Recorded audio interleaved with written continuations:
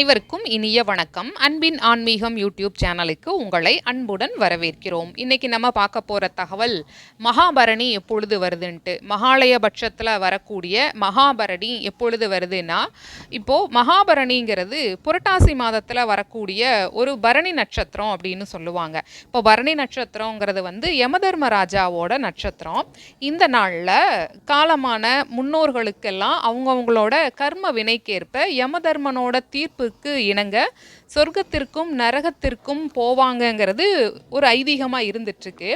யமதர்மராஜனுக்கு உகந்த மகாபரணி நட்சத்திர நாளில் முன்னோர்களுக்கு சிரார்த்தம், திதிகள், தர்ப்பணம் இதெல்லாம் பண்ணினா, இதெல்லாம் செஞ்சு யமதீபம் ஏற்றினா யமதர்மராஜன் மனம் மகிழ்ந்து நரகத்திற்கு செல்ல வேண்டிய முன்னோர்களோட வேதனையை குறைத்து சொர்க்கத்திற்கு அனுப்பி வைப்பார் அப்படின்ட்டு ஒரு ஐதீகம் இருக்குது. இந்த மகாபரணிங்கிறது தட்சிணாயன புண்ணிய காலத்தில் புரட்டாசி மாதத்தில் வரக்கூடிய மகாலயபட்சத்தோட 15 நாட்களில் ஒன்றா மகாபரணி வருது.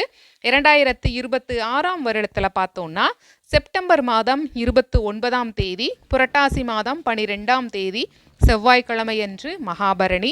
செப்டம்பர் 29 புரட்டாசி மாதம் 12ஆம் தேதி செவ்வாய்க்கிழமையன்று மகாபரணி. இந்த மகாபரணி நன்னாளில் முன்னோர்களை வணங்கி அவர்களுடைய ஆசியை பெறுவோம். மகாலயபட்ச அமாவாசை எப்பொழுது வருது, மகாலயபட்சம் எப்பொழுது ஆரம்பிக்குதுங்கிற தகவலையும் நம்ம பதிவு செய்திருக்கோம்.